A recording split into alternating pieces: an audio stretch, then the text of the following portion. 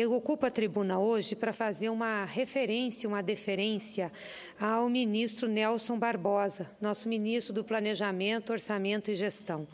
Ontem, o ministro Nelson Barbosa apresentou à sociedade brasileira o Boletim do Custeio Administrativo. E por que isso é importante? Porque este Boletim do Custeio Administrativo mostra as despesas de custeio que a União, que o governo federal tem para manter as suas atividades. E sempre são despesas, senhor presidente, muito criticadas, e sempre sobre elas é que pesa a responsabilidade de serem cortadas. O que são essas despesas de custeio?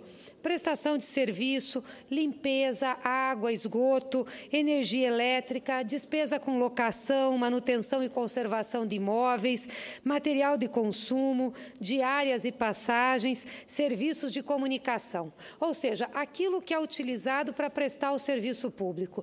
E muitas vezes nós vemos que essas despesas são infladas e são despesas grandes que acabam impactando nas contas e tirando recursos dos investimentos. Pois bem, ontem o ministro Nelson Barbosa apresentou à sociedade o Boletim do Custeio Administrativo, que agora será uma constante do governo federal. Por que é importante isso? Porque ele vai trazer transparência a essas despesas por itens e vai facilitar a fiscalização por parte do Tribunal de Contas, por parte desta casa e por parte de toda a sociedade. E é importante também porque desmistifica as despesas do governo. Ou seja, mostra que essas despesas são as despesas que vêm sendo mais controladas ao longo dos últimos anos. São as despesas de custeio. E aqui também quero dizer que nós temos um grande controle sobre as despesas de pessoal. Isso vai na contramão do que estão dizendo, de que o governo perdeu a mão de suas despesas, é perdulário, que não tem responsabilidade fiscal. Quando nós abrimos os dados das despesas do governo, nós vamos ver que as despesas que cresceram foram justamente as despesas relativas a investimentos, as despesas com o social, as despesas com a saúde e com a educação. E como é que a gente chega a essa conclusão? Nós utilizamos a quantidade que é gasta nessas despesas em relação ao Produto Interno Bruto, ao PIB, porque aí você tem como medir isso, independente da questão inflacionária.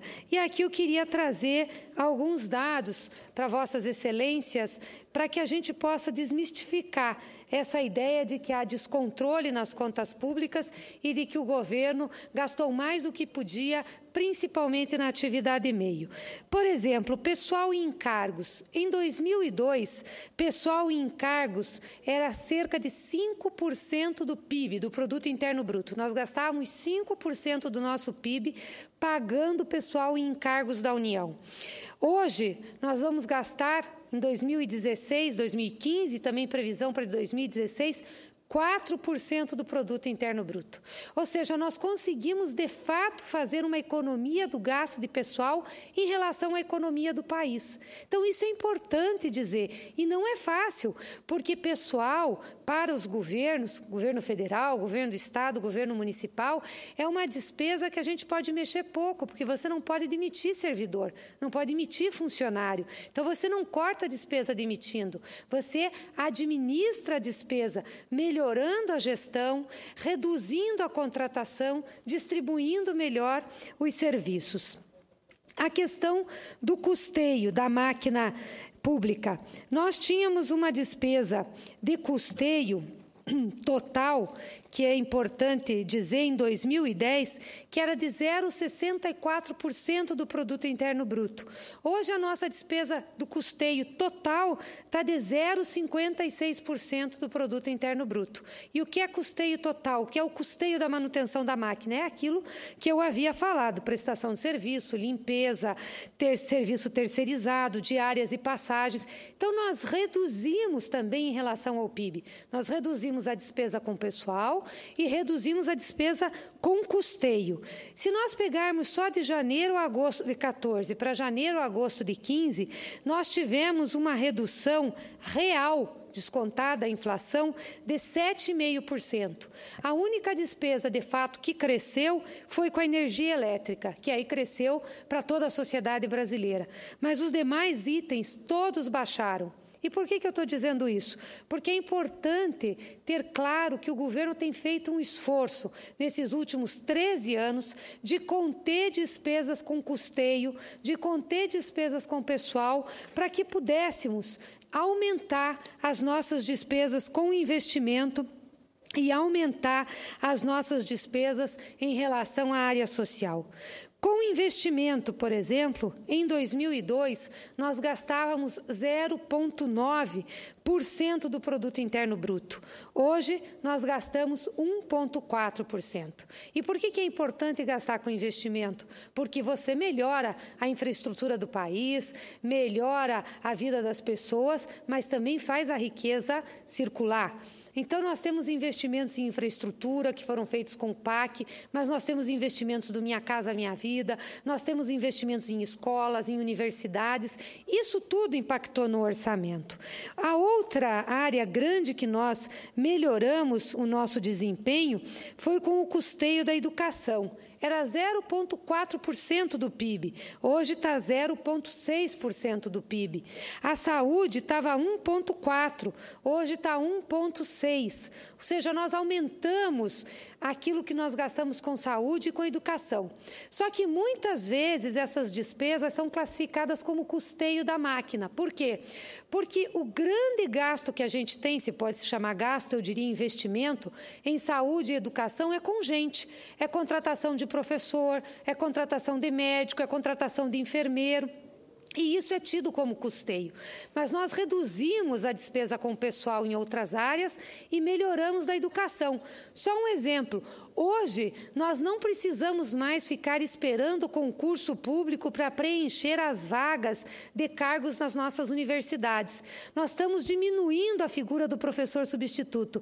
Por quê? Porque nós temos reposição automática. Então, a gente faz um concurso por um determinado período de tempo, vai vagando cargos de professores nas universidades e imediatamente o MEC vai chamando. Isso é bom para a universidade, é bom para os alunos, é bom para os professores, é bom para a carreira. Então, esse é um investimento que eu julgo importantíssimo que nós fizemos.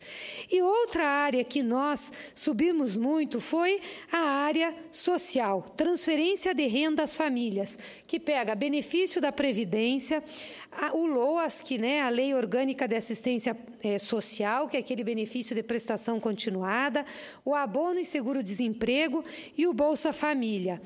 Essa despesa estava em 2002 em 6,7%. Hoje ela está em 9,6%. Nós aumentamos consideravelmente.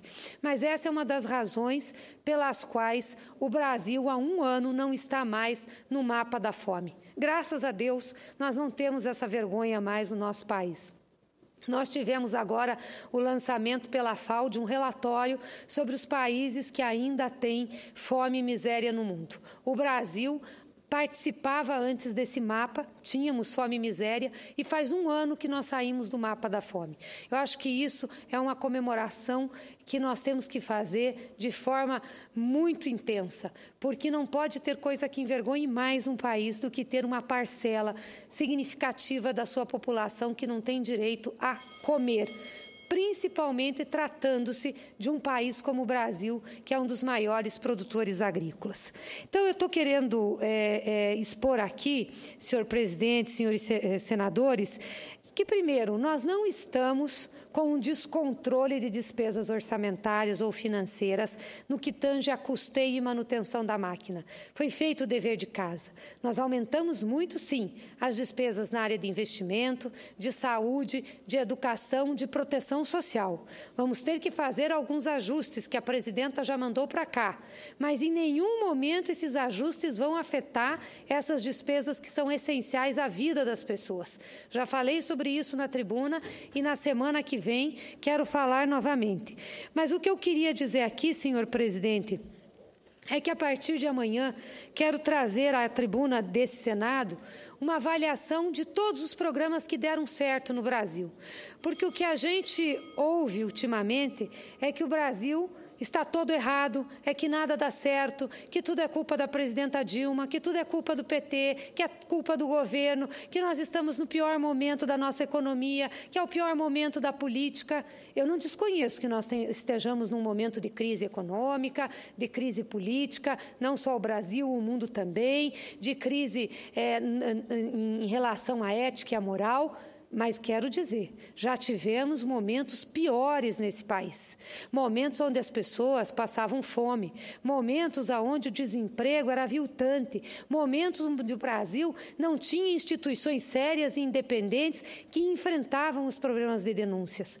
E nós fizemos isso com um grande esforço, investindo em programas, investindo em ações que melhoraram a vida das pessoas. Portanto, eu quero passar um pouco para o povo brasileiro o que nós temos de bom, dos nossos programas e das nossas...